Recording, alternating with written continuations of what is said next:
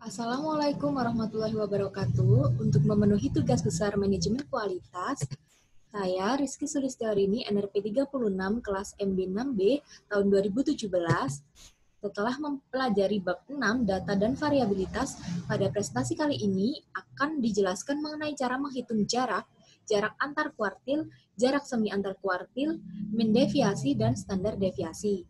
Selain itu, akan mempelajari dari materi bab 7 alat dan teknik pengukuran performansi kualitas tentang bagaimana cara membuat check sheet, diagram Pareto, histogram, dan juga diagram pencar. Kita masuk ke materi ya teman-teman. Pertama, jarak antara nilai yang tertinggi dengan nilai terendah disebut dengan range. Range mempunyai sifat seperti mode, yaitu merupakan alat untuk menaksir variansi secara cepat tetapi tidak teliti. Jangkauan antar kuartil merupakan selisih antara nilai kuartil atas dengan kuartil bawah. Sedangkan jangkauan semi antar kuartil disebut juga dengan simpangan kuartil, yaitu setengah dari jangkauan antar kuartil. Mean deviasi adalah rata-rata jarak antara nilai data menuju rata-ratanya. Standar deviasi adalah suatu nilai yang digunakan untuk menunjukkan ukuran dispersi atau variansi. Nah, kita masuk ke soal yang pertama. Disajikan data keuntungan penjualan tahun 2019, satuannya yaitu tiap minggu. Mahasiswa dengan nomor urut 1-6, saya nomor 6, dengan mengacu pada teori bab 6 yaitu menghitung jarak antar kuartil, jarak semi antar kuartil, mean deviasi, standar deviasi. Silakan ambil data acak dari tabel di samping sebanyak 52 data.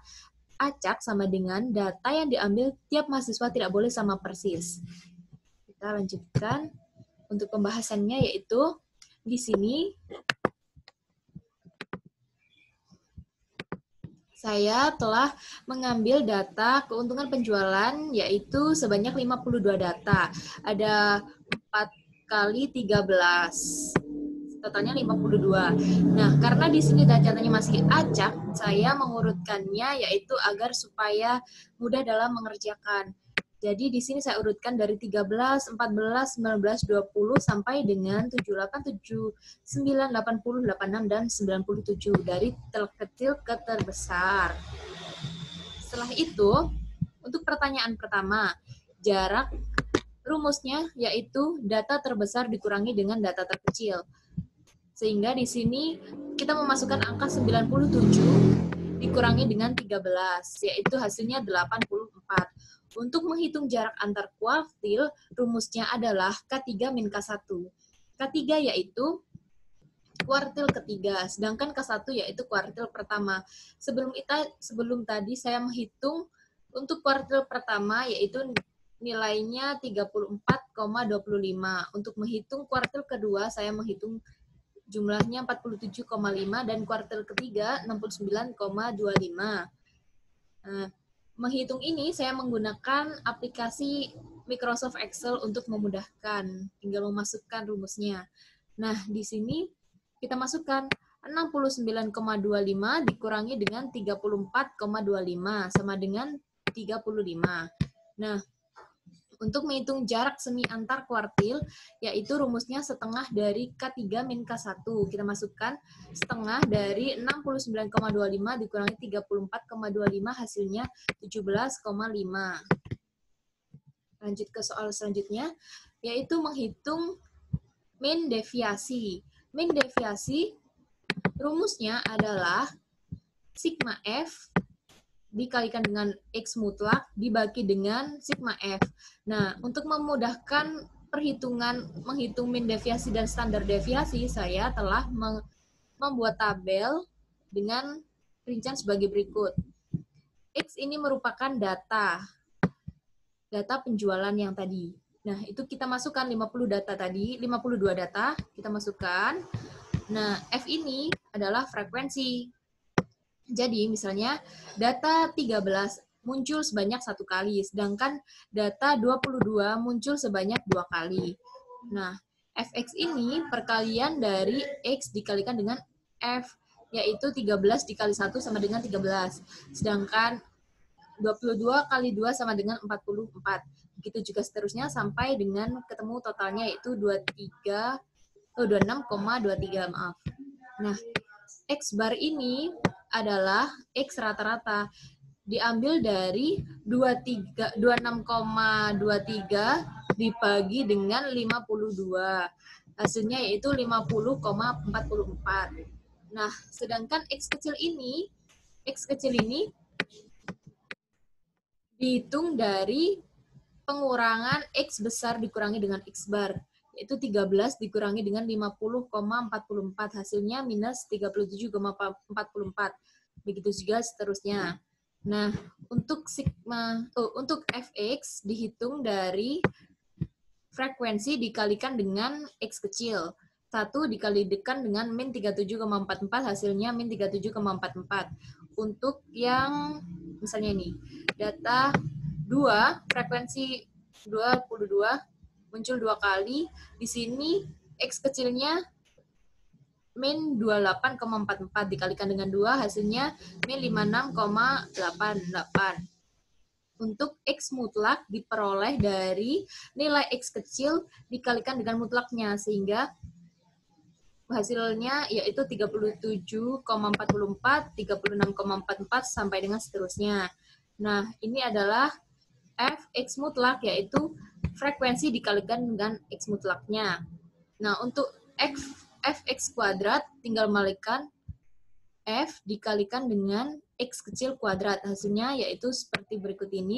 Dan di sini, di bawah ini adalah untuk totalnya. Untuk menghitung mean deviasi, rumusnya yaitu sigma F X mutlak dibagi dengan sigma F, maka kita masukkan 937,88 ini diperoleh dari sini, teman-teman. Dari sini. Nah, dari total sigma F X mutlak dibagi dengan 52, yaitu jumlah datanya, jumlah frekuensinya, hasilnya diperoleh 18,04. Untuk standar deviasi juga berikut, rumusnya yaitu akar sigma fx kuadrat per n. N yaitu jumlah datanya, sehingga kita masukkan total dari sigma fx kuadrat yaitu 29037,23 dibagi dengan 52. Hasilnya yaitu 23,63. Kita lanjutkan ke materi selanjutnya, yaitu check sheet. Merupakan alat pertama dari 7 alat dasar manajemen kualitas yang sederhana dan digunakan untuk mencatat dan mengklasifikasi data yang telah diamati. Sedangkan diagram Pareto adalah grafik batang yang menunjukkan masalah berdasarkan urutan banyaknya jumlah kejadian. Urutannya mulai dari jumlah permasalahan yang paling banyak terjadi sampai yang paling sedikit terjadi. Untuk histogram, merupakan tampilan bentuk grafis untuk menunjukkan distribusi data secara visual atau seberapa sering suatu nilai yang berbeda itu terjadi dalam suatu kumpulan data. Sedangkan diagram pencar yaitu gambaran yang menunjukkan kemungkinan hubungan atau korelasi antara pasangan dua macam variabel dan menunjukkan keeratan hubungan antara dua variabel tersebut yang sering diwujudkan sebagai koefisien korelasi. Ini adalah soal yang kedua. Disajikan data sebagai berikut ini. Yang pertama, buatlah check sheet di mana khusus check sheet kolom sama dengan bulan, sedangkan untuk baris sama dengan jenis cacat. Untuk nomor 2, berdasarkan klasifikasi cacat pada nomor 1 di atas, buatlah diagram Pareto. Karena saya adalah absen 6, maka saya menggunakan kolom B. Dan nomor 3, dengan mengabaikan judul kolom dan baris, buatlah histogramnya. Oke, kita masuk ke yang pertama. Untuk membuat check sheet. Nah, check sheet ini saya membuat daftar cacatnya, yaitu saya membuat produk dari produk garmen, cacat dari produk garmen. Apa saja? Yaitu kotor, jahitan rusak, garis tidak konsisten, kerut, resleting rusak, berlapis, potongan keluar pola, kancing lepas, robek, dan warna tidak muncul. Sedangkan bulannya yaitu bulan pertama, kedua, ketiga, keempat, kelima, 6, 7, dan 8.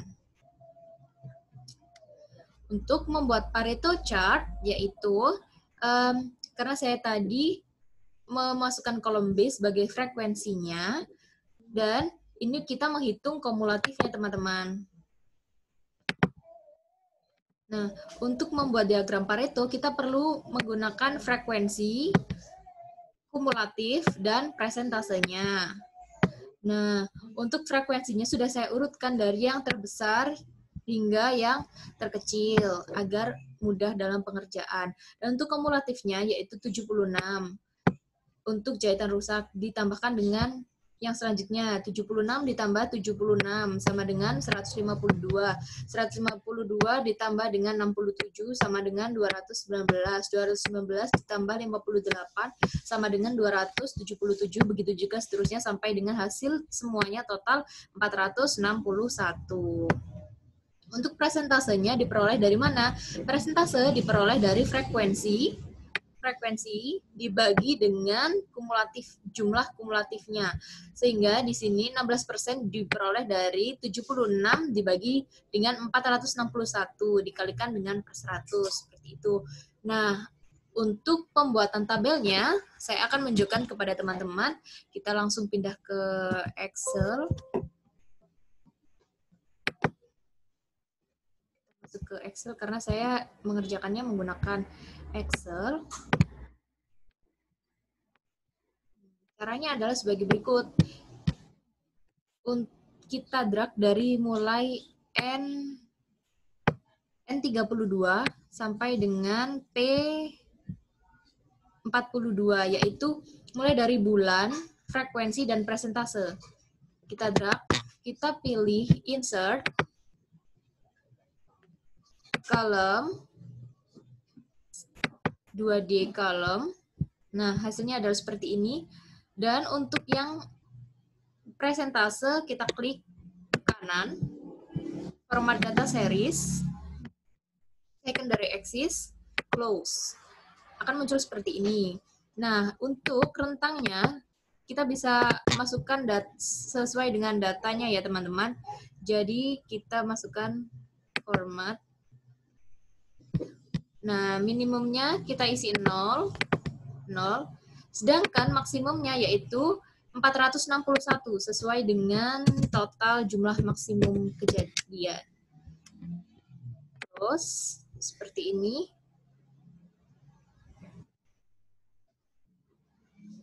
Untuk yang ini presentasenya kita ubah format axis dari mulai 0 sampai dengan 100%. Terus, nah, untuk yang ini, presentase atau garis yang kuning, kita bisa change series data type menggunakan line with marker. Oke. Nah, diperoleh data seperti ini. Ini adalah diagram Paretonya, teman-teman. Mudah kan untuk pembuatannya. Kita kembali ke PowerPoint. Ini adalah hasil dari Pareto chart-nya. Sehingga diperoleh di sini yang paling sering muncul yaitu jahitan rusak dan kancing lepas sebanyak 76 kali kejadiannya. Seperti itu. Ini adalah histogram. Yang selanjutnya, saya membuat histogramnya menggunakan aplikasi SPSS. Untuk teman-teman saya tunjukkan. Kita langsung masukkan ke sini. Jadi, yang pertama, teman-teman perlu memasukkan variabel view-nya.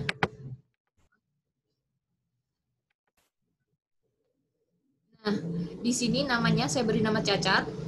Untuk labelnya nilai cacat. Sedangkan measure-nya saya menggunakan scale.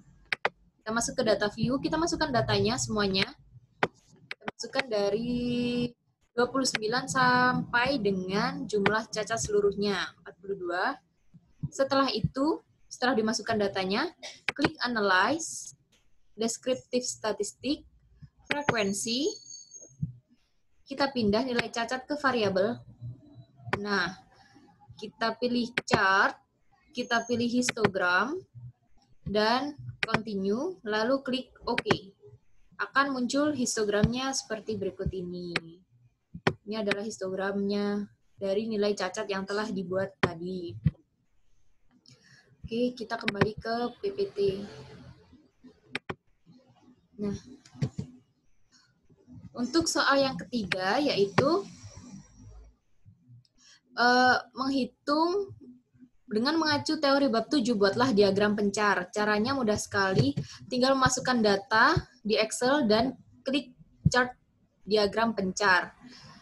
Untuk kesimpulannya yaitu soal pertama, jarak sama dengan 84, sedangkan jarak antar kuartilnya tadi diperoleh yaitu 35. Jarak semi antar kuartilnya 17,5, sedangkan min deviasi diperoleh 18,4 dan standar deviasi 23,63. Nah, untuk kesimpulan dari soal nomor 2, check sheet digunakan untuk mendaftar cacat produk. Pareto chart digunakan untuk melihat cacat yang paling sering terjadi, yaitu jahitan rusak dan kancing lepas. Sedangkan histogram digunakan untuk mengelompokkan data cacat. Untuk soal nomor ketiga, karena diperoleh nilai persennya 0,15753, dihitung menggunakan Excel, artinya kurang dari 1 dan memiliki hubungan negatif. Seperti itu. Sekian presentasi dari saya. Apabila ada kurangnya, mohon maaf yang sebesar-besarnya. Wassalamualaikum warahmatullahi wabarakatuh.